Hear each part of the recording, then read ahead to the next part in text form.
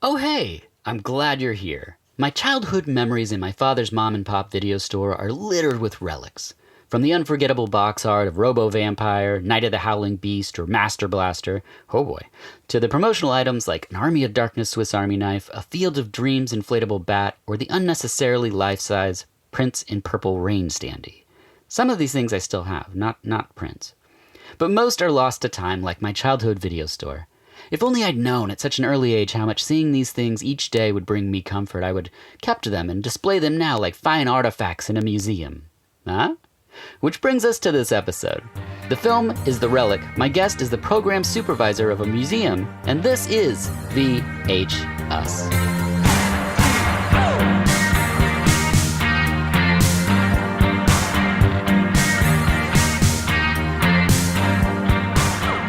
Hello and welcome to VH-Us, the podcast where each episode is about a film and the guest has the profession or experience portrayed in the film. I'm your host, Dirk Marshall, and as always, I implore you to find us on Twitter and Instagram at VHUS_podcast for original art, movie recommendations, and more.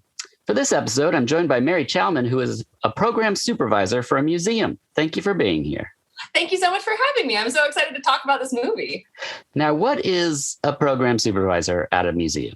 So a program supervisor is a very sort of bureaucratic and fancy name for someone who researches and writes educational programs. So anytime you go to a museum, you'll see staff that are around. You'll see probably lots of school kids like we did in this film. And my job is to create the lesson plans and the actual historical content that all of these guests get to interact with. The museum that I work at, I'll leave the name out just so that, Sure. I don't know, for personal preference. I work at something called a Living History Museum where my staff wears historic clothing and does tasks that are related, or the tasks that would have been done on a historic farm, and uses that as a teaching tool. So they don't have to pretend like they're actually in the 1860s. Thank goodness, because I feel like that's more power to the people who do that. That is something that I am not talented at. Right. But all of the activities that they do, which range from planting corn and plowing with oxen and shearing sheep, which is what we were doing last week. And all of our field trip classes are things that I am responsible for. And I also do other little things like run our Facebook page, and I manage a group of 12 staff, and they're all awesome at what they do. And it's a lot of fun. It's probably best that they don't have to remain in character, because you would just get so tired of asking kids what cell phones are. Right. And there's that. And then people would play at living history museums where people have to be in character. A lot of guests will play like stump the interpreter. Our frontline staff, we use a very specific term called interpreters. And that's sort of a field-wide standard name for basically a museum educator, because they are interpreting the past or interpreting history. But yeah, people will play stump the interpreter or try and get people to break character. And I break every time because people ask things that are hilarious. Right. So I would not be very successful in that part of the field. That's fascinating. I didn't even know that existed, but now I do. And that's kind of the whole point of this. People can find more about you at A Grave Woman on Instagram and Twitter. Is that correct? Yep, that's me. Awesome. As well as Monsters and Drinks, which is a podcast monster movie happy hour. Could you tell us more about that? Yes. So actually, two of my friends who I met through the history field, we worked at the same museum together in Minnesota. My friends Dave Geister and Scott Cheeseborough. We for years have been getting together and watching horror movies and monster movies, and would drink cocktails and just sort of make a night of it after working shifts at the museum that we were all previously at. And this sort of turned into we went to a convention and made shirts as a joke. We were jokingly calling ourselves Monster Movie Happy Hour. And people were coming up to us and saying, "Oh, do you have a podcast?" And we were like, "No, but we could." And so we have since created a podcast where we create themed cocktails and watch a movie, and sort of go through and chat about the movie, what we liked about it, different themes, We really delve deep into special effects. Our friend Dave is an artist, and we're all sort of collectively enamored with practical effects. And we do a lot of historical films as well, and it's both historical films and older films. So the most recent one that we did that's coming out in a couple of weeks is the Mario Bava, Boris Karloff, 1963 Black Sabbath. So we go anywhere from the 20s and 30s all the way up till now. So it's a wide range of films, and we really have a lot of fun doing it. That's awesome. And who's responsible for the cocktails? We all share. So we each episode we sort of rotate through and do different cocktails. But we all have sort of our signature traits, I guess, of what we prefer in cocktails. Dave and Scott like sweeter cocktails. I like old school cocktails that like pack a punch. Spirit forward. Yeah. Nice. So we get a lot of good variety as far as cocktails go too. And now by nature of, or by virtue of what we do for the podcast, we now have very well-stocked liquor cabinets. Yes, that's fantastic. The film that brings us together is The Relic from 1997. Was this a first-time watch for you? This was, and I'm kind of shocked that it was, because this has like all of the things that I love about my life, which is history, museums, and monsters. So this is like a perfect encapsulation of all of those. And it was based off of a Preston and Childs book, which recently a coworker turned me on to their sort of fun beach reads that are either like mystery themed or horror themed. And I was delighted to find out that this was based on a Preston and Childs book. Oh. Wonderful. The synopsis of the film is a thrilling tale about a deadly creature at large in the Chicago Field Museum. That's pretty simple. And what is a field museum? I honestly don't know where they got the name for the Field Museum, but it's basically a natural history museum. Okay. Which is a little different than what I do currently. But there was a lot of really interesting and fun sort of overlap from previous jobs. In previous lives, I've done paper conservation and work with collections and cataloging and, everything under the sun. And you see a lot of that in this museum, and it's mostly science-based as well. Right. So you see a lot of the labs that I think are probably far more built out than real life labs. I was like, oh my God, if that's really what the Field Museum is like, that's like their funding looks awesome. Yes. At the time of this recording, you could rent it at your local video store like Movie Madness here in Portland, Oregon, or you can buy the Blu-ray or stream it. One thing about the Blu-ray is there is nothing bonus on this. There is bummer. Zero. Yeah, I wanted to hear Tom Sizemore talk about it, but that's all right. Our players, our director is Peter Hyams. He did Outland, Running Scared, Presidio, Time Cop, A Sound of Thunder, and Sudden Death, just to name some of his films. Our cinematographer is going to sound familiar. It's Peter Hyams. He's the cinematographer on a lot of his own films, which I love that. Our editor is Stephen Kemper, who did New Jack City, Showdown in Little Tokyo, Time Cop, End of Days, Mission Impossible 2, The Punisher, Legion, and The Meg. Jeez, yeah. That's quite a resume. Yes, very impressive. Moving into actors, we have Penelope Ann Miller, who was in The Artist, Carlito's Way, Big Top Pee-wee, and Kindergarten Cop, to name some of her films. Tom Sizemore, this is peak Tom Sizemore time. He did, Where Sleeping Dogs Lie, Passenger 57, Hearts and Souls, True Romance, Natural Born Killers, Heat, Saving Private Ryan. It's crazy when you look at his career, because there's a patch in the 90s where it's just like every movie seems like it has Tom Sizemore in it. It's right. Well, and then whatever happened to Tom Sizemore? So I believe what happened was he developed a drug addiction that derailed his career for a while. So he continued to work through that period sporadically, but the quality of the films, in quotations, kind of goes down a little bit. Okay, interesting. That's a shame, but he's great in this. He's very fun. Yes. Oh, I think he's a phenomenal. They call him like a tough guy actor in the 90s, but for me, it's like he's like on par with like a Nicolas Cage. Like he's not as wild, but he's like, you look at him and you're like, well, you're not like Brad Pitt handsome, but you're a leading man for sure. Like you can command a presence. Yeah. And it seems like I have a lot of respect for actors who really like lean into genre movies, like Nicolas Cage, where I feel like he's hit his stride with the genre. And it's genre work is noble work. So good on Tom Sizemore.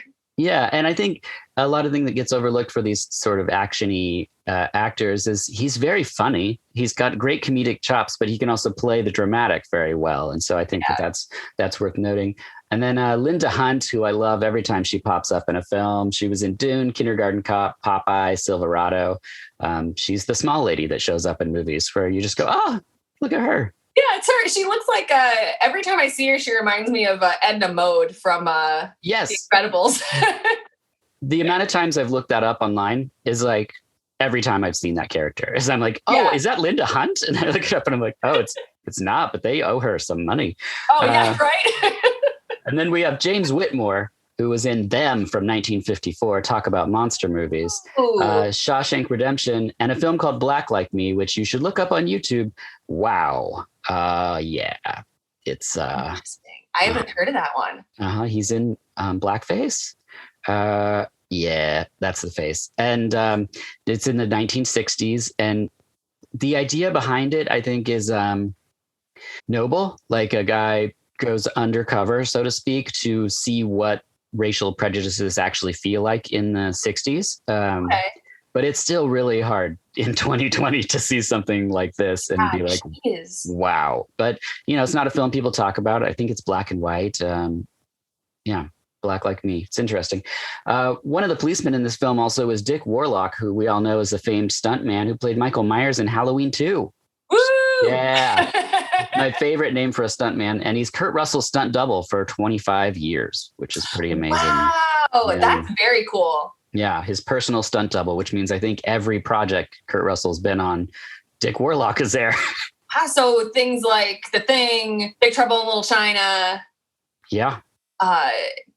All of oh my gosh, what's the one that I like so much by Tarantino? The new Santa one.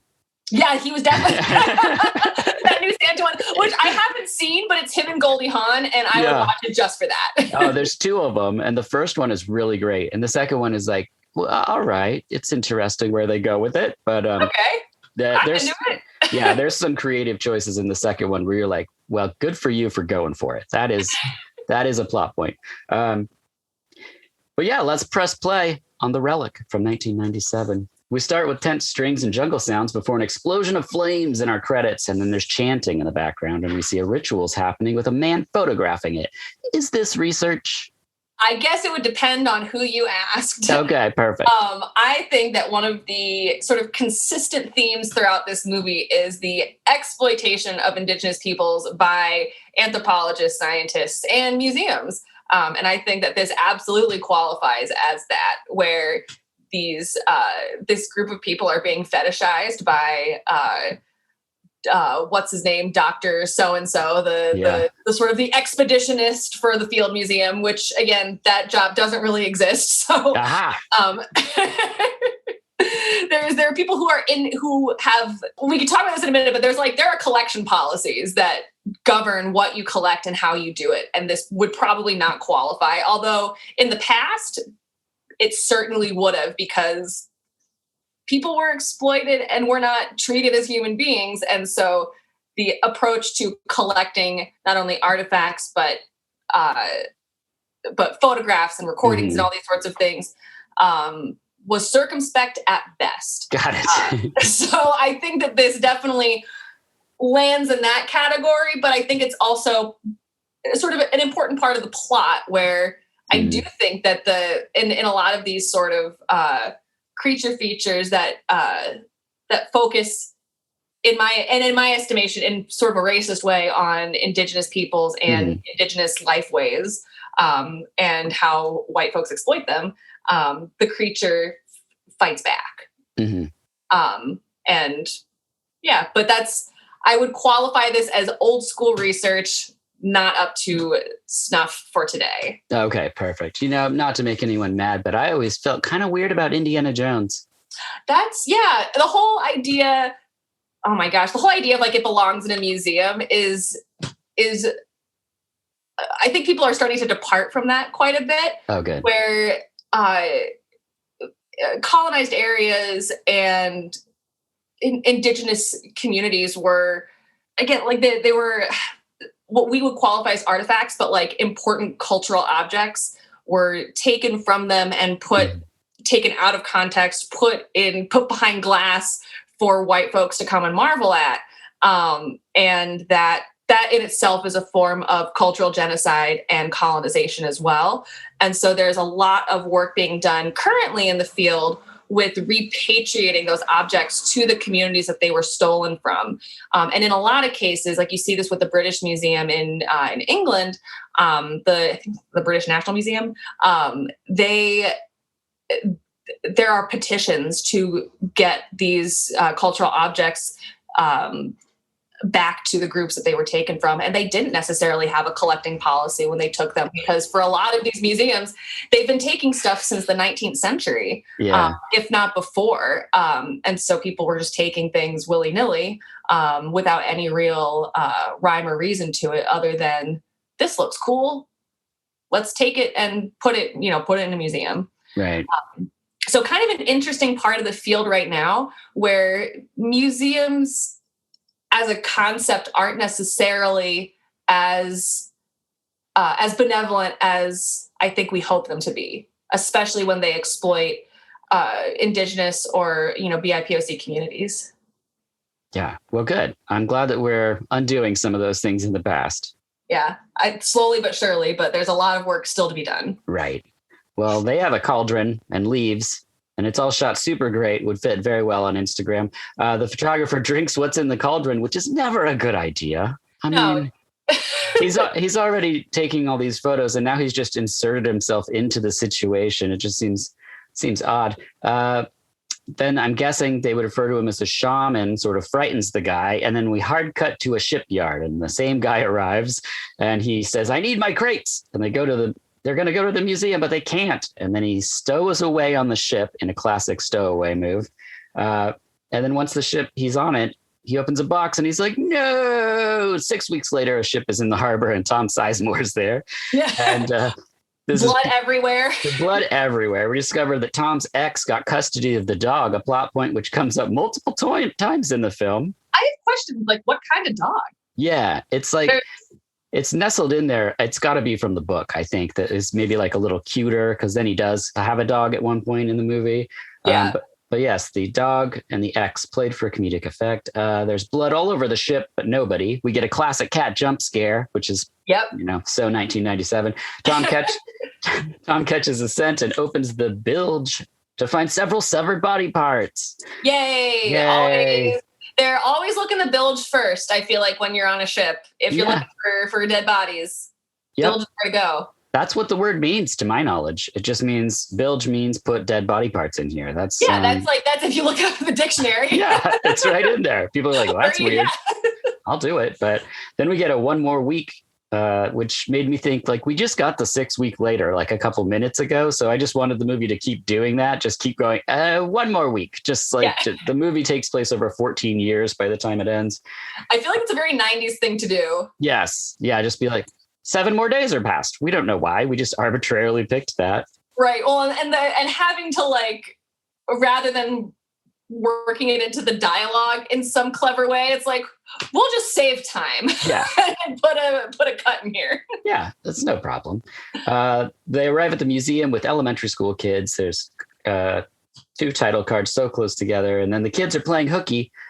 They join a field trip. So 2 kids just randomly join a field trip, which again, that's wow. Like, what if I played hooky when I was a kid? That's absolutely what I would have done. Yeah, is go to a museum.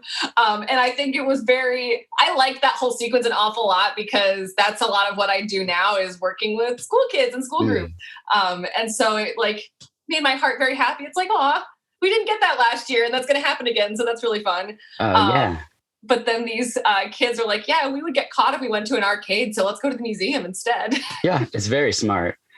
We see Penelope Ann Miller, which my computer corrected to Penelope Ass Miller, which means that she's so Miller. We see dinosaur bones, and the kids are just running rampant in the museum. Your museum, I'm guessing, doesn't have dinosaur bones. No dinosaur bones, but we have we have large animals. So okay. We've got things that are alive and that are very big. I love that, like, that was a part of the whole that whole school group sequence is like, don't run, because that you say that a lot at museums. Although I got to the point where I worked at a more traditional museum a couple of years ago as an educator, and when we did have days where there were thousands of kids, like you can only do so much, right? And, like people are going to people, and kids are going to be kids, and it's like, they don't hurt themselves, and like, why not let them run? Yeah, it's an exciting thing for them. Yeah. I get it. Like they can't get over to whatever display fast enough, and they got to be first. That's a thing with kids constantly. So yeah. And seeing new things, I feel like that's part of the joy of working in education in a non-traditional setting, where you get to see not just kids but adults, make new connections and experience new things, and seeing the eyes light up when they see something new or exciting. It's really special, and I think it's part of the joy of the field itself. Yeah. Linda Hunt is there, who's also great. She talks to her about her grant. Are grants a thing? Grants are a huge thing. Okay. Museums on the whole are there's a lot that goes into finance in the museum world, and I think it's fascinating because it can look so many different ways depending on what museum you're at. There are a lot of museums that are either federally or state run, so they receive state money, and are considered sort of a government agency. There are also museums that are nonprofits, or what we would qualify in tax speak as 501c3s, which basically means they don't have to pay property taxes. Oh, okay. Which is cool. But they receive funding in a variety of different ways, from donors or some state monies. If some states will allocate a certain amount of funds to nonprofits, donations, ticket sales, grants. The organization that I work for receives a number of grants, and you have to apply for them. And grant writing is actually in itself a part of the profession. There are people who exclusively write grants for museums, which is a hard job to do. Yeah, that. So grants are a huge thing. And this lady, I think that she is acting like a tiny bit entitled when it comes to this grant. Where she's saying that it's her grant. It's like, no, it's not. You have to apply for it. Right. That's not how, like, you don't just get the money. It's a huge, in Jurassic Park, you see like the exciting thing when Dr. Grant what's his name? Comes in and tells Dr. Grant Mordern, like, I'll fund your research for 3 years. And it's like, oh my God, like, it's the most exciting thing in the world. Being able to fund your work is hard, and it's no pun intended, but like, it can never be taken for granted, because it's very easy for that money to go away for a lot of different reasons. I believe it. Like, a creature could eat the people that's going to give you the grant. There's a lot of things that we can't. It's hard to say. Greg is trying to get her grant, which is a typical Greg move, and she calls Greg a gerbil, and all her people are like, burn, which I was like, is gerbil in a museum world? Is that a real put down? Yeah, I've never heard someone called a gerbil. Yeah. It was a weird one for me. I was like, okay, that's a little confrontational, but Margot, but it's like, this is your colleague. Yeah. Quit being such a jerk. I know, geez. We don't get her backstory in museums, but we also don't get yours. So where did you start in your museum trek? I started in college. I went to college at James Madison University, and got my degree in history, public history, and American studies. So my background is in American history. And I worked at a museum in Virginia called the Frontier Culture Museum for a number of years. I think I started in 2013. So I've been in the field for about 8 years, which feels like a long time, but also is really not that long of a time. Well, not in museum terms, really, right? No, like, yeah, get to like 10,000 years and then we'll talk. And then after that, I went to graduate school at Eastern Illinois University and got my master's degree in historical administration, which again is another fancy term for museum studies, and got to do a lot of different stuff while I was there. anything from, we had to take classes in like decorative arts and collection policies, and we had to be able to like identify what kind of wood a furniture piece was made out of, and architecture and programming, all sorts of things. So really everything under the sun. Also, I apologize. There is a car outside, or there is a large truck outside my window, and we're just going to hear beeping for a bit. Oh, wow. Sorry Okay. about that. Let me see if I can close the window. Oh, there we go. That's less piercing. Kind of better. Yeah, it looks like my neighbor's building something. So that's exciting. Okay. But yeah, anyway, so, and I worked at a living history museum while I was in graduate school as part of my graduate assistantship. And then really could go anywhere, had no real idea of what. I knew I wanted to work in education. I knew I wanted to work in programming and research, because it's sort of a fun place to occupy, where I got both the academic research side and the public education side. And so I get to live in both worlds in a lot of ways, and got a job here in Minnesota, and said, I didn't really know anyone in the Twin Cities, and said, all right, screw it. Why not? It seems like a place I'd like to live. And I've been here for 5 years and bought a house, so I'm not going anywhere. All right. When you said historical administration, I was wondering if you have to wear a powder wig for that. Yeah, and like a collar. Right. The whole thing. It is a very sort of like, I feel like the entire like field of public history, which we would, which is another fancy word for like history museums. Yeah. There's a lot of like technical terminology that I find unhelpful, because it's jargon for jargon's sake.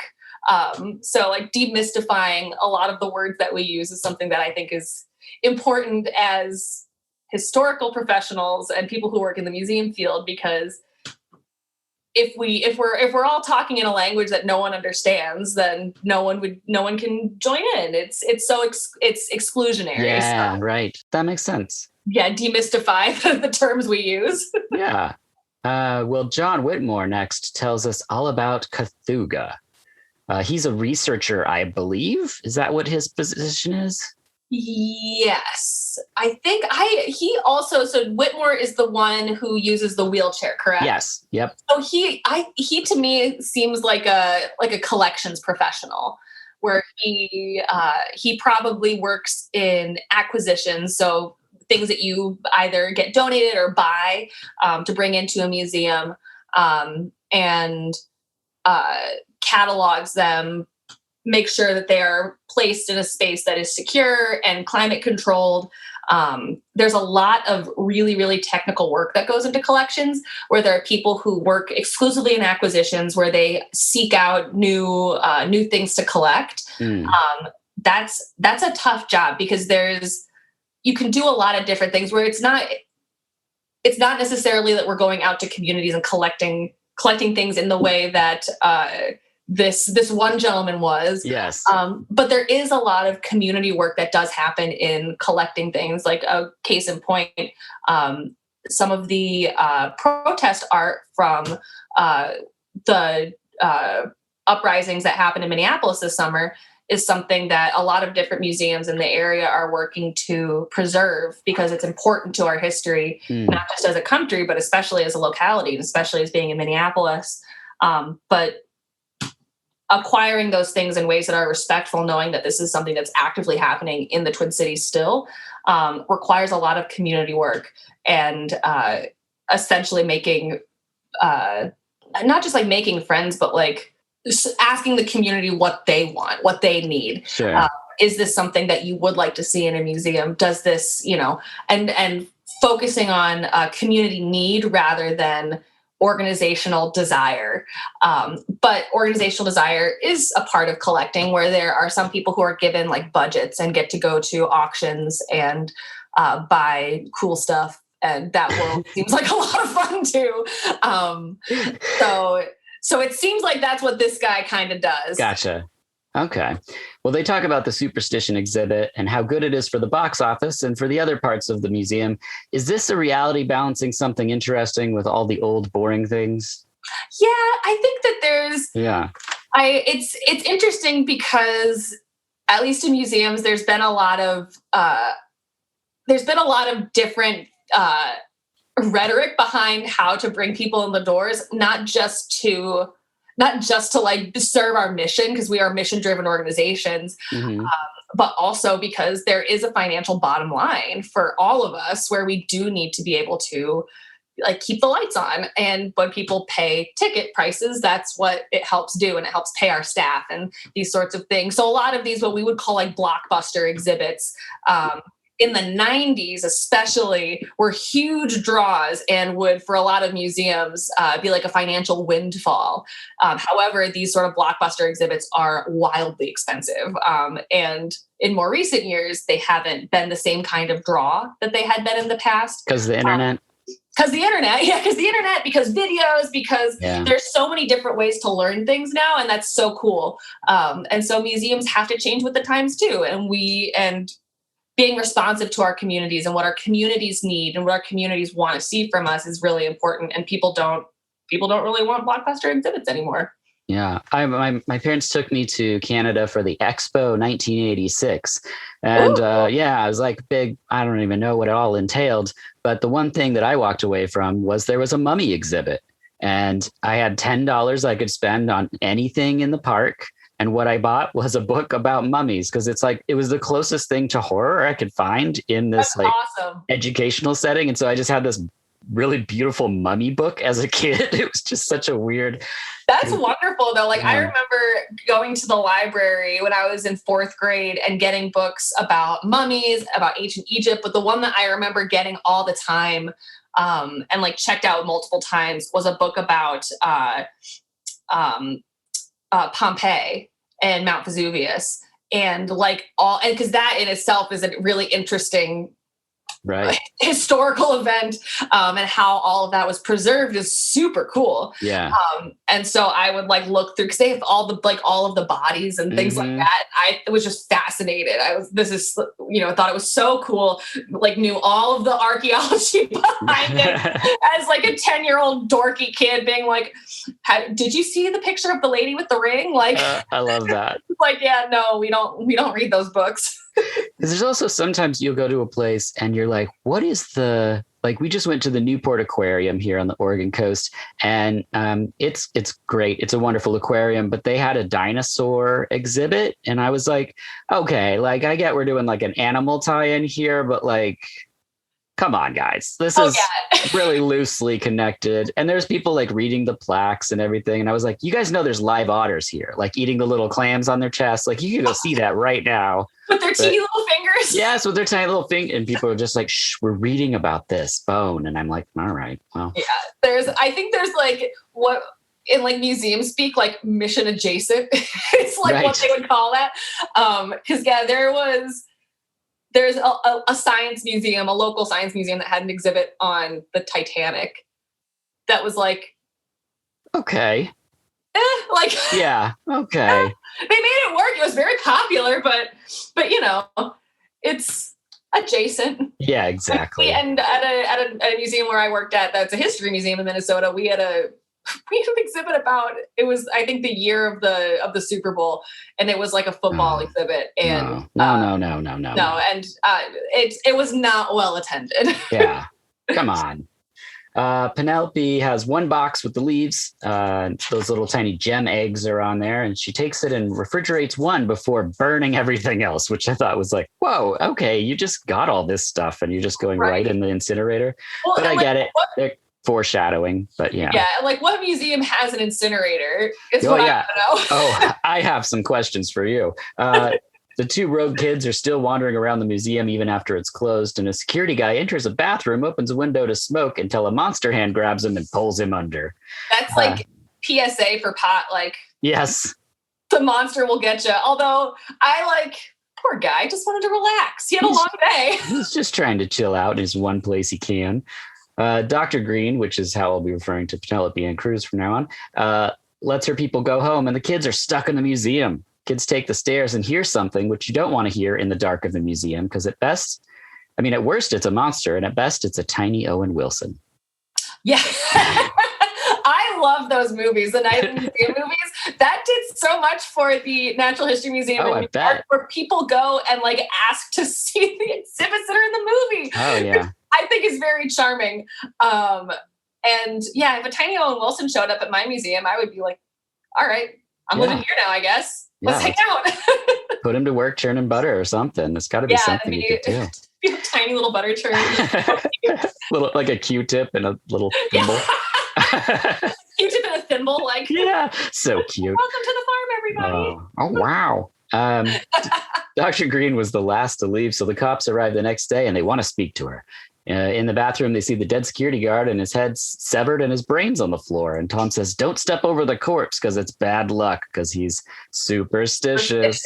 Yeah, I think that whole theme throughout the film was sort of an eye roller for me, where it's like, come on. Yeah, it's funny, but yeah. It's got to be in the book. It's got to be. Yeah. Tom asks questions for people and they want the museum open. So there's a huge preview party that opens tomorrow. Dun, dun, dun. They have a maceration tank. Is this a thing you have? I don't have one. I don't know who else does, but I have seen. I've gotten a chance to go to, what museum is it called? It's a naval museum in Virginia, close to the coast. And it's where they have the remains of the USS Monitor, which is a Civil War ironclad, and it was found I think in the 90s. I think in 96 they raised it from like the bottom of the ocean because it sank. Wow. But they have them in these gigantic water tanks, and they are desalinating them. I have a little bit of science knowledge, but this is where like the super technical stuff of this field I feel like is on display. So when you take things that were in salt water for a long time, you can't just have it out in the air because it will deteriorate very quickly. And so to stabilize it, they have to put it in these gigantic tanks where they are running positive currents through it, because salt water is negatively charged. It has, I think, an extra electron. And so they're running positively charged electrical currents through the water. And it takes like 10 plus years. I think it's still in the water, but we got a chance to go back in these gigantic tanks. It's so cool. So this sort of stuff does exist. Okay. I have never seen a maceration tank, but there's a lot of really neat scientific equipment that's used to stabilize different artifacts. Wow. Tom says not to pick up a face down penny because it's bad luck. And then he catches up on who the photographer was in the beginning and the missing crates, and they visit the Relic as it's being cleaned up. Yes. The Relic Matters to Superstitious People is dropped in there, and Tom heads to the morgue to meet Matilda, who's cracking jokes. I don't know who this actress is that plays her, but she is fantastic. She's my favorite character in the whole thing. She is so good, and I couldn't even find her credit on IMDb. Really? Oh my gosh. I wonder if she's one of those like, I hope that she had a really like beautiful, successful career as like a character actor. Yeah. And just had like sassy lines in every single thing. And I hope that she's like doing really well today because she was awesome. Yes, she's really great. She breaks it all down. Hopefully JL, my producer, will drop that in right now. She's incredible. Dr. Brown analyzes the egg fungus and its incredible growth hormones. And then a beetle crawls into the crate before getting put back into the fridge.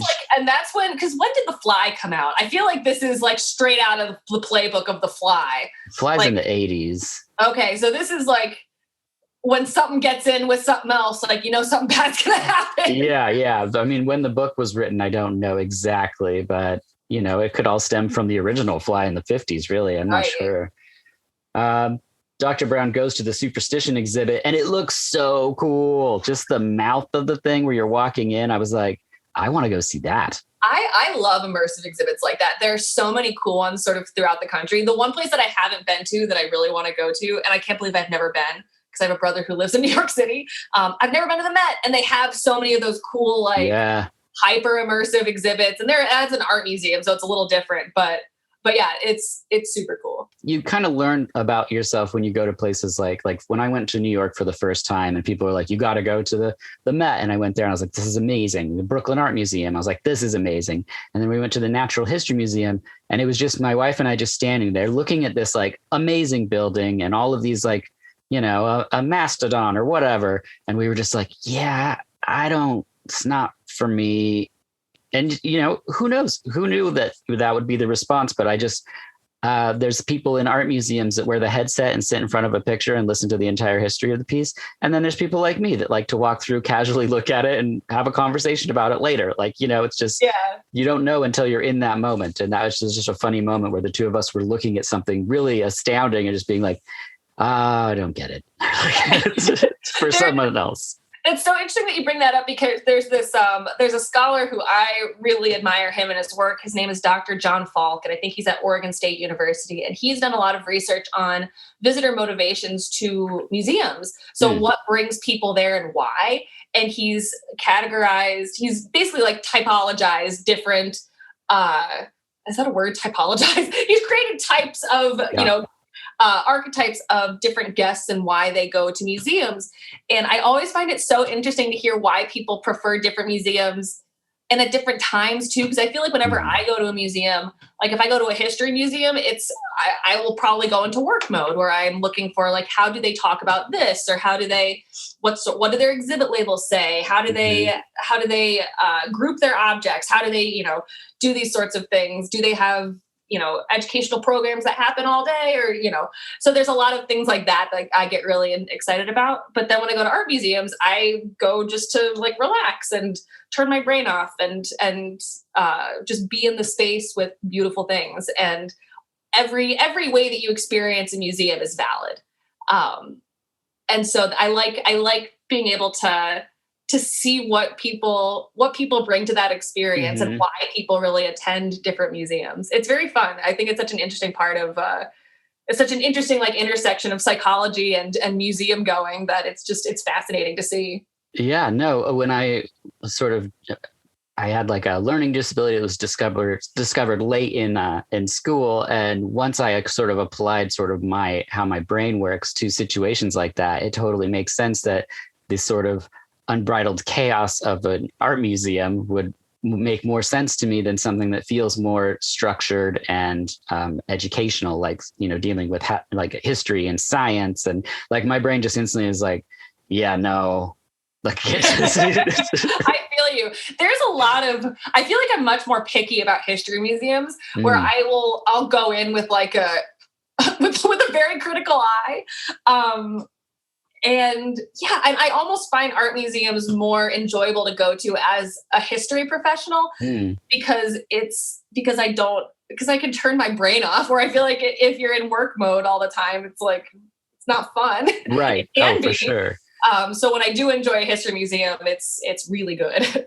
Yeah. Are there exhibits that tour, or how does it work for you to, like, if this superstition exhibit, did they just design it and make it, or would this be something that would go from one museum to another? Does that happen? So yeah, there are exhibits that will go from one museum to another. And this is a lot of grants actually are used for things like this, where people create traveling exhibits where they're using artifacts from one museum and then they basically shop it out to other museums too. And they will pay a fee to display it.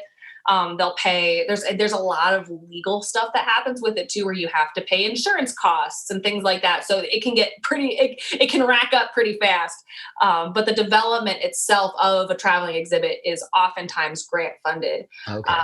And some museums will contract out to exhibit designers. There's a lot of private companies actually that design and create exhibits for museums, and they'll be contracted for specific projects. But some museums, like the one that I work for, have in-house exhibit designers as well. And so they'll use exclusively things that they have in their collections. So out of all the stuff that they've got to create exhibits in their own museum. And kind of a neat thing that I learned in grad school and has been true throughout my entire career. When you go to a museum, the objects that you see on display are usually like less than 5% of the entire collection. So Whoa. people have tons of stuff, like huge, like warehouses full of stuff. And it is unbelievable to think of how much stuff people have. And I think, like, especially with natural history museums, like the Field Museum, I think they showed part where they were going through the collections and they were underground and they're sort of going up and down those like metal grate stairs. And I don't know if that's exactly what their collection storage looks like, but it bears out pretty well, where it's like, yeah, there's a lot of stuff that we just have in storage. That's crazy. Which is pretty cool. Although the one bone that I have to pick with a superstition exhibit, I always find it a little frustrating when superstition is exclusively, or the idea of superstition is exclusively applied to like indigenous religious traditions and not like Christianity. Right. Because let me tell you, Christianity is equally as superstitious. Yes. But it was, I think, as a plot point, I think it was an interesting exhibit and obviously beautifully created, and terrifying, as we saw in the movie. Yes, for sure. And something lurks within it. She escapes, but where? Oh, it's the same bathroom. But luckily, it's just a very fast cleaning lady with asthma. Yeah. I had a nickel. So we roll out the red carpet because it's party day, which means it's time to play a game, Mary. Are you ready to play Real Museum or Something I Made Up? I am ready to play. I'm so excited. Right. Number 1, Vent Haven Museum. Vent Haven Museum? Yes. That sounds real. Yep. Fort Mitchell, Kentucky is home to a unique museum that could fuel your nightmares. The Vent Haven Museum is the world's only museum dedicated to the art of ventriloquism, featuring 900 retired dummies. Sounds like Florida. Am I right, people? It is terrifying. Look up that. Beautiful. Thank you. Look up Vent Haven Museum. It's just one of the pictures of all the ventriloquist dummies is terrifying. Oh my God. It's going on the list of museums to visit for me. Okay, great. Number 2, the National Poo Museum. That's gotta be real. It's real. It's in England and consists of glass spheres with poo from various animals, bugs, and dinosaurs. Honestly, like, when you work in an outdoor museum, like, you'll find stuff on site that's like, is this a coyote? Should we be worried about this? Is this a bear? So I've talked about shit in a professional capacity before. So cool. All right. Number 3, the Phallological Museum. Oh, the Phallological Museum? Yeah, that sounds real. It's real. It's the land famous for fjords, and Bjork is also known for this unique museum, which proudly displays more than 215 different phallic specimens. I've heard about this in Iceland, right? Yep. Visitors to the Icelandic Phallological Museum can marvel at the preserved privates of animals and mice to polar bears to whales and 4 donated human specimens. I would love this. I have had friends who've gone to this museum. I have seen pictures of this museum. It sounds like so much fun. If I ever go to Iceland, I'm gonna go there. Yeah, the shots look great, but there's nothing covering the gift shop. That's what I want to know about. I want to know what they're selling in there. If I go, I'll report back. Okay, thank you. Number 4, Museum of Broken Relationships. That's totally real. It's real. In 2006, the Museum of Broken Relationships, whose permanent home is Zagreb, Croatia, has curated a collection of items left over from love affairs that have disintegrated. The items are donated and accompanied with a note from the donor explaining the item's significance. Items range from a small vial of tears to a wedding dress and range in seriousness from candy underwear to a prosthetic leg. I really like that approach to collecting, where this is a thing that means something to me, and it's stuff with stories, and yes. I would love to go there too. And also, I hear Croatia is beautiful, so worth a trip. Yeah. Also, stuff with stories would be a great museum name. Yeah, let's write it down. Okay, perfect. Stuff with stories. And finally, number 5, the Freaky But True Peculiarium and Museum. Oh, yeah, that's got to be. It's real. It's here in Portland, Oregon. This museum features strange and creepy exhibits, artwork, and merchandise. It says not recommended for children, but we took our daughter and she thought it was great. That sounds lovely. Can I add in 2? Yes. Museums? Okay, so one is in California. I forget where, but it's called the Museum of Jurassic Technology. And it is a cheeky sort of museum that takes objects and recontextualizes them and really makes you think about the purpose of museums. And The museum itself is sort of an unreliable narrator, and it's very cool and very fun. I have not yet been, but I've read a lot about it. It sort of took the field by storm. People got really excited about it. And then another museum that is in Philadelphia, Pennsylvania is called the Motor Museum, and it is the Museum of Medical Abnormalities. Oh. And it's I have been to this one. Super interesting museum. They have talked a lot in the field about like the morality behind displaying human remains, because there's a lot of controversy there. There's a lot of opinions about what's the right thing to do. But this museum has been around since, I believe, the 19th century. And it's like stepping into a museum from that time with like the dark wood and like brass railings. And it's super cool. So if you're ever in Philadelphia, I highly recommend the Motor Museum. Excellent. That's wonderful. Yeah, I couldn't make up a museum that was stranger than what really exists in the world. So they're all real. Cops are checking out the pipes in the basement, and it's the most horrific part of the film for me because they say espresso 3 times, and it's just something I can't live with. It's espresso. It drives me crazy when people say it. They find a giant bloody footprint, but that doesn't disturb them. And Tom hears all of the severed heads on the ship were missing the hypothalamuses as well. Yes. Is it hypothalamuses or hypothalami?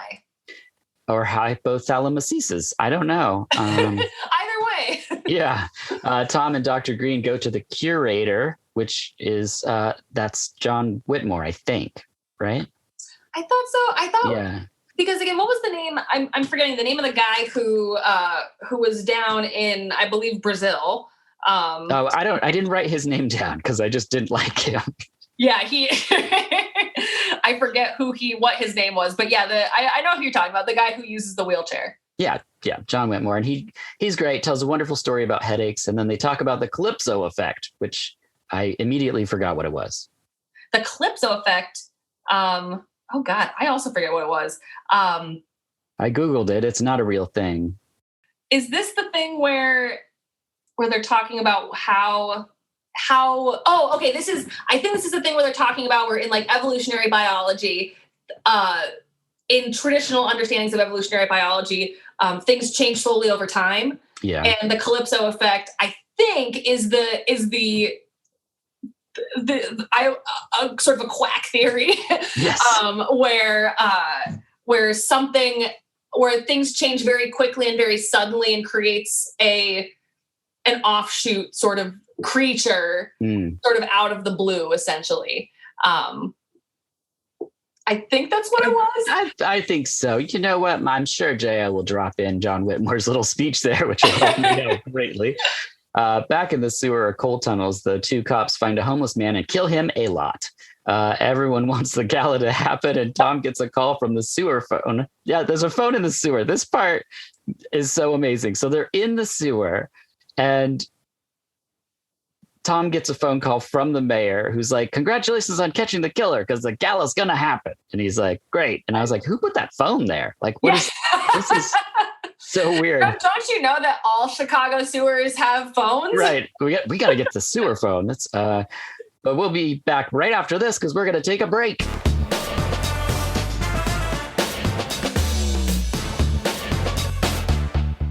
Oh, hey. I was just deciding what to make for dinner tomorrow. How does maitake tacos with a porcini mushroom dipping broth sound?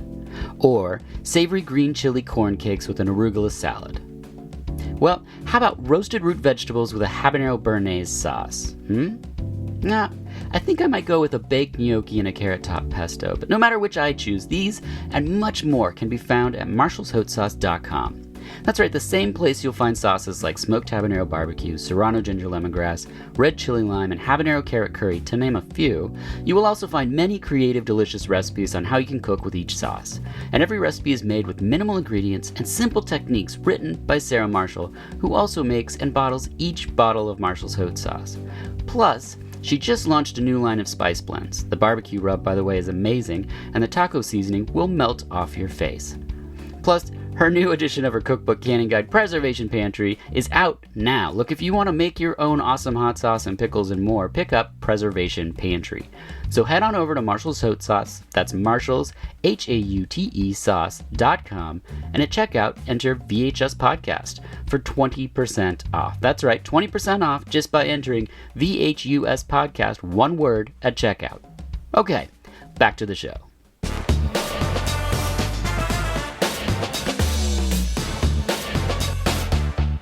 And we're back. And in the office of Dr. Brown, she hears something in the refrigerated box, and it's a giant cockroach the size of something you'd see in Naked Lunch, and she crushes it with a book.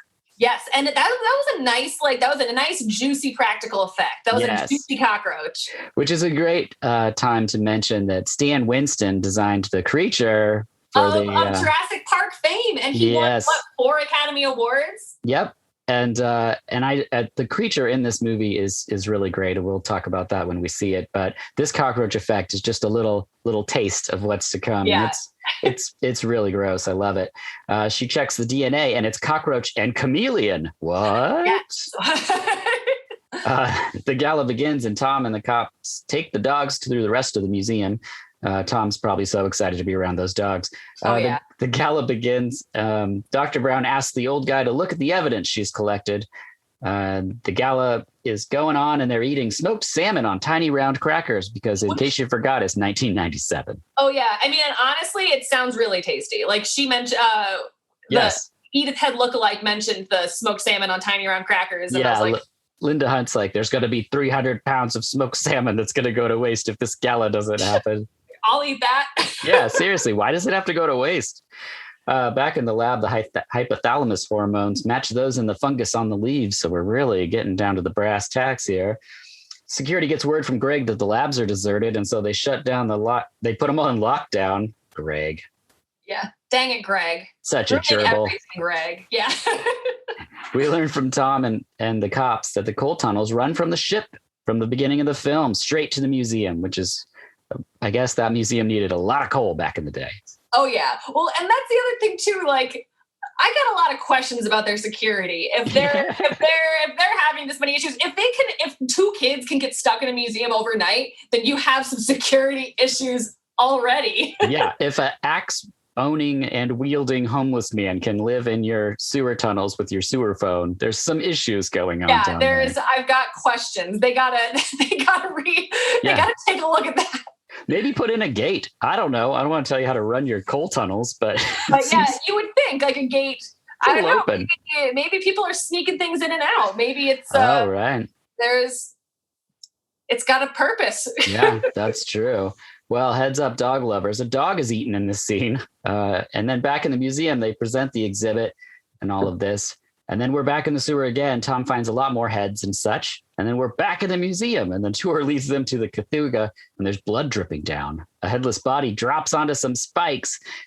And then it's a robbery alert, I'm guessing, because everything goes into lockdown. Yeah, where it's like, where in museums there are like emergency alerts. I feel like for any, like for lots of places, like you'll have a security button, yeah. It puts you into I don't know, alarms go off and all that sort of stuff. So yeah, this is like, but it took a body falling on a bunch of spikes to like set that off.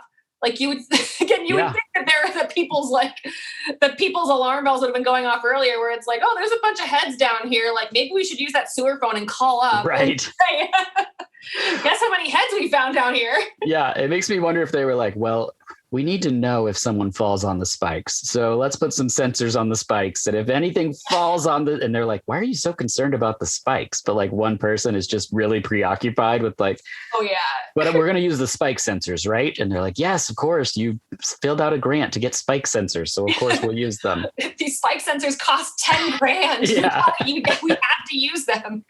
The power immediately shuts down and it's mass hysteria as people break through the glass and tumble down the steps, and the sprinklers cause what I'm guessing is millions in damages. Oh my God. The worst thing besides maybe fire is water damage, because it will take so long. Like, or it would destroy artifacts. Like that this whole event would be catastrophic for their entire collection. The whole museum, just everything's a wash. Oh my God. between the water in the sewer and the sprinkler situations, Tom Sizemore was wet the entire shoot for the Relic, and in fact got the flu 2 times. Poor guy. Yeah, I know. Where's the Oscar? Give the Oscar to Tom Sizemore. Come on, Tom Sizemore. If we can give Toni Collette an Oscar, we can give Tom Sizemore an Oscar. Yeah. If Leonardo DiCaprio can get mauled by a CGI bear and get an Oscar, why can't Tom Sizemore get one for fighting a beetle, chameleon, monkey creature? You got me. Right? The Academy's biased. They've failed us every turn. The control room falls prey to something, and then Tom lays it down on the mayor. He says they go through the coal tunnel and they'll escape. But the mayor has a few friends and they're like, we're going to stay here just to be eaten. Tom, Dr. Brown, and the old guy find the Cthulhu, but they escape, or Cthulhu. The Cthulhu myth was based on the Calypso effect, we learned, which I found very confusing. Or like, is it one or the other, where it's like the Calypso effect was based on the Cthulhu myth? Right. Like chicken or the egg sort of thing. But yeah, I also found that confusing. Right. Police and fire department break in, and now Dr. Brown walks us through how she does research, which is an interesting time in the movie to show us this. Yeah, I mean, it's always a good time. Like when I am in an emergency situation, I talk about my research. Right. Just be like, okay, I know lives are at stake, but let me just, I don't know, walk you through how we do this. So let's just take a breather and we'll just have a quick chat. It's really fun, guys. Okay, so I start research with next we finally get our Cthulhu. It's great. We get 2 back-to-back kills. Its face is reflected. It's 1997, and I gotta say the effects look really good. I was really impressed because I love that this has everything of like a classic creature feature, where you see an arm, you see it's shadowy, you see scary things sort of happening off camera, a lot of implied violence, and a good juicy jump scare with that one beetle that gets smushed. And then towards the very end, it's like gratuitous creature stuff. Yes. And it was beautiful practical effects too. The 90s are underrated when it comes to creature stuff. I agree. They do a great balance in this movie. Obviously, there's a couple shots where they're showing the CG sort of element of it, but that was quite new in 97. And I think it's still handled very well. In this scene, it's where the SWAT drops in from the ceiling, and like one guy sees Cthulhu like eating a dude, and he's like, pull me back up. And like, that was the sequence that I saw in the theater that I still remember. Cause I, prior to this, haven't watched it since I saw it in the theater. You saw it in theaters? That's brilliant. Yeah. I was such a, monster movie horror nerd kid that like when something was coming, like I was there Friday. I was there opening day, That's awesome. If I could. And so I saw The Relic in the theater. Also, it's interesting that we didn't talk about music, but this movie has a very nice score. And in 97, a lot of horror movies were starting to get this like heavy metal soundtrack or heavy metal rap combos and stuff, because they were really still trying to sell. CDs were still very much a thing. And so they were trying to sell these compact discs, and that made me feel 100 years old. But but this has a great score to it as well. Yeah, by John Debney. Yeah. Who he was nominated for an Academy Award for Mel Gibson's The Passion of the Christ. Oh, I thought you were going to say The Relic. I know that would be on with any Academy Award. Come on. But yeah, wow, he's done a lot. Getting Away with Murder, Cutthroat Island. I Know What You Did Last Summer. Oh, see, I agree. All Home for Christmas. And the well-acclaimed The Adventures of Elmo in Grouchland. Oh, weird. I love variety. That's great. Yeah, he's got range. Yeah, that is good. Then we learn Dr. Brown says that this Cthulhu started out as a human. Dun, dun, dun. That she then removes her shoes because she's done playing around. The group moves through the murky tunnels underground. Bailey and Lady get eaten, and the others press on. Tom and Dr. Brown tie the leaves to a metal gate to blow the smell down a tunnel in a sequence that I'm not entirely sure works. Yeah, that's like, well, because if the whole thing is that they're attracted to the hormones. Yep, in our brains. That are produced in our brains and that are produced by this fungus. Yeah. I don't think that's how that works. Yeah, it's very like, and I don't mean that it doesn't work in the movie. I just mean what they're doing is such a weird plot point because they tie it to the gate and then we just move on from there. It's not like they have a trap laid or... Yeah, or they're trying to, like, if they wanted to get it to them, you would think that they would just carry the leaves with them. Right, just rub it on their cheeks. Yeah, get some of that goo on. It's so bizarre. But the others find their way to the street, and it's now just Tom and Dr. Brown before Tom locks her in, and then it's just Tom and Cthulhu. We learned that it killed John Whitney. It drops through the skylights. It's hunting Dr. Brown. Luckily, she's super good at chemical bombs. I feel like this is a great point to interject that, like, museum people have so many skills. There's so many practical life skills that can serve us well in apocalyptic situations, in monster fighting situations. So, like, if you can get like a museum professional on your like apocalypse team, I highly recommend it. That is such a useful tip because when you think about the knowledge of past cultures and, you know, use of tools and survival, that is most people are going to pick something else for their apocalypse team. My number one is now going to be a museum employee. Yay! We can do I have a large family. I've got 5 younger siblings and my parents, and we have a big group text. And a couple years ago, we have all a very weird sense of humor, and we were talking about, like, who would be most likely to survive the apocalypse, and we were voting, and I won because of that. So, like, she knows how to farm and can, like, light fires with flint and steel. So yeah, bring us on your team. Definitely. Number one. We get a CGI tongue, and then boom goes the firestorm. Luckily, she makes it into the maceration tank before delivering her "go to hell" line, and then it explodes. Perfect. That's very 90s to me. Well, it's not even witty or museum related, so it just seems like, she's got to say something. I wish there were more like history themed kill lines. Yes. Like I don't know, like, you've been cataloged, or like, or time to get deaccessioned. Oh, I don't even know what that means. Actually. Yeah, she could have said, like, Cthulhu, go fuck yourself or something. Like. That's the best one. Okay, let's make sure it's to have the Cthulhu on it, and then the back says, Cthulhu, go fuck yourself. Perfect. Oh, and after the explosion, Tom almost steps over the claw, but it's bad luck to step over a corpse. And then boom, credits. That's the Relic 1997. Any final thoughts?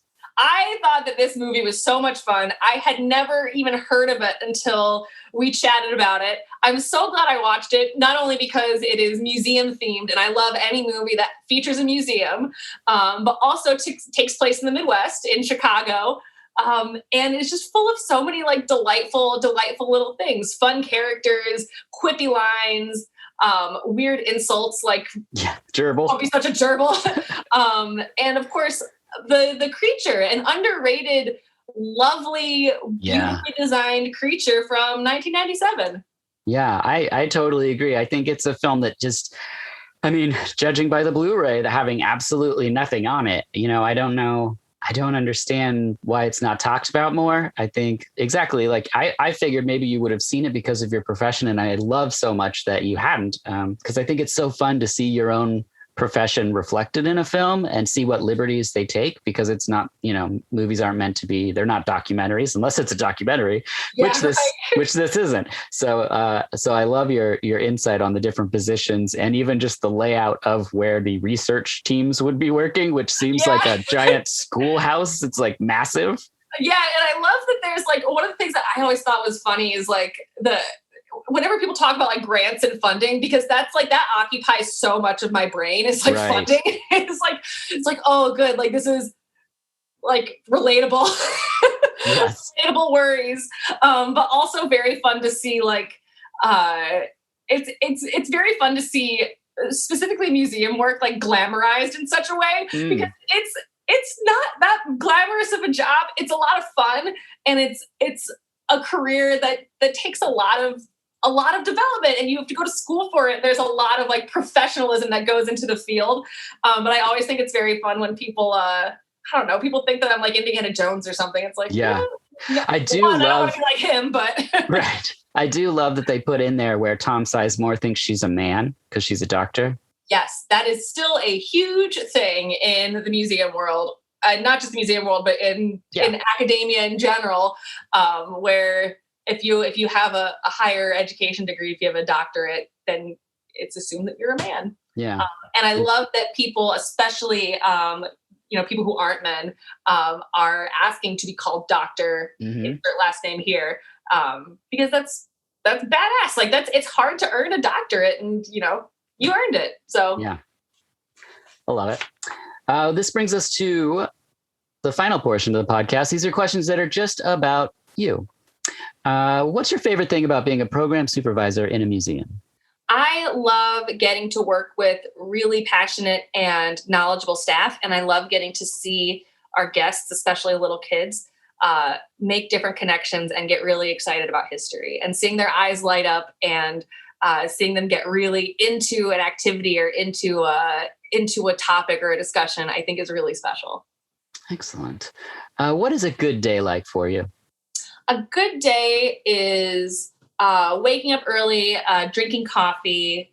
Good day at work or good day generally? Let's stick with the profession. Good day at work. Waking up early. I work 10-hour days, so I get to work super early. Drinking coffee, getting my staff started up for the day, having lots of visitors, having lots of different activities going on. A beautiful sunny day because we're an outdoor museum, and a lot of really special interactions with lots of kids and families, and then getting everyone together, having everyone go home feeling satisfied with the work that they did, and feeling fulfilled by the work that they did, and then getting takeout. Ooh, excellent! That sounds like a great end of the day. Preferred takeout? Ooh, I have been way into this restaurant that's near me called Senlek. It is Thai food, and they have the best noodles that I have ever had in the Twin Cities. Okay, Senlek. Can you send me the link? Yeah, I'll send you. Okay, thanks. I'll send you the link. It's awesome, and I think it means big noodle, little noodle. No, I'm going to mess it up. I forget exactly what it means, but it's awesome. It's super tasty. Okay. And what is a bad day like? Oh God. A bad day is a day when if someone gets inadvertently hurt by an animal and I have to take someone to the ER, which has happened. Oh no. Look, and everyone's fine. Luckily everyone's okay. But yeah, bad days are when someone gets hurt. Like kicked by a mule? Yeah, or stepped on by a horse, or that sort of stuff. And again, nothing ever life-threatening, which is good. But if you work at an outdoor museum or a living history museum, sometimes you need stitches. Sometimes things happen. There's animals, just like people, are predictable to an extent, and they can be unpredictable. And sometimes someone gets a horn to the chin and from a cow, and that also has happened, and had to have a little stitch there. So not the most fun thing, but yeah, if a bad day is having to drive to the ER. I think that would go for most professions. Any advice for someone interested in working in your field? Ooh, talk to as many people in the profession as you can. Figure out what you're most excited about and do that. Don't pay for grad school. Don't pay for grad school. Okay. There's not a lot of money in the field generally. But there's lots of funding options if you do want to pursue a higher education degree. So look at all of your funding options, apply to grants, apply for tuition assistance. Those things are available and you should take advantage of them. And I think understanding that even if you're passionate about your work, it's still going to feel like work sometimes. And there's going to be times when you're not as excited about it, and that's okay. And there's nothing wrong with you or with the field. It's just, just like everything, your passion or excitement for something can ebb and flow. And being able to take time and take care of yourself and have a good work-life balance is really, really important in a field that is very heart-driven and mission motivated. So don't work more than 40 hours a week. Excellent. That is solid advice. That brings us to our final question, and it's my favorite question. Mary, what are your dreams like? Oh my gosh, my dreams are like, I would love to continue the work that I'm doing. I'm actually really like, that's a really lovely question, because I think the job that I'm in now is sort of the job that I dreamed of having for my entire career. Excellent. So my dreams are like getting really good at the work that I'm doing now. This is my first time as a manager of staff. So I want to be a good manager and continue to learn how to be a good manager. And I would love to someday be in charge of an education department or run a museum. I even would love to work in, maybe even expand to like art museums or science museums. But just being able to make museums exciting for everybody, I think is something that's really motivating to me. And I really hope I get to do that for a very, very long time. Nice. And what about sleepy time dreams? Those dreams, my dream dreams. I thought we were asking like career dreams. That's a good question. I like both, and that was an excellent answer. But I do also want to know if you have dreams that are set in specific time periods. Oh my God, I have very vivid dreams. My dreams they're at least lately they've been very like conversation based. I do have dreams where like I am back, like having conversations with people from a different time period, and that are like very inane, like that just have, it's not terribly memorable. I have a lot of dreams. I had a lot of dreams about the Civil War when I was studying that, which is so dorky. But lately I've also been having a lot of dreams about, I think specifically about like scheduling staff. Yeah, stress dreams. Which is something like work stress dreams, which again and they've been very realistic too. So I've been waking up like, did I send things like, did I send out the schedule? Like, did I do this? Did I do that? So it's a lot of the things that sort of are like living and like bouncing around in my brain that are coming in through my dreams. But I also have a lot of like fantastical dreams that are horror movie related, which is very fun too. I had a lot of dreams about Hellraiser during 2020, which was not like scary, but like weirdly cathartic. Hellraiser or Hellraiser 2? Those are two very different worlds. Yeah, I prefer Hellraiser 2. Same. I love Hellraiser 2, but this was more like me being in that world and like interacting with Pinhead and things like that. Yeah. And he was always very like kindly. So nice. I'm like Team Pinhead. He would be a great host at a museum, I feel like. I agree. We have such exhibits to show you. That needs to be on a shirt. Yeah, that's good. You can sell it in the gift shop. Exactly. See, maybe as far as like career dreams, maybe this is like, that would be a great dream, is like a horror movie museum. Yeah, I love it. Well, thank you, Mary, so much for watching The Relic. You can find Mary co-hosting Monster Movie Happy Hour. New episodes, is it weekly, bi-weekly? Bi-weekly on Wednesdays, so awesome. That midweek pickup. Perfect. I'm your host, Dirk Marshall. Until next time, this has been BH Us.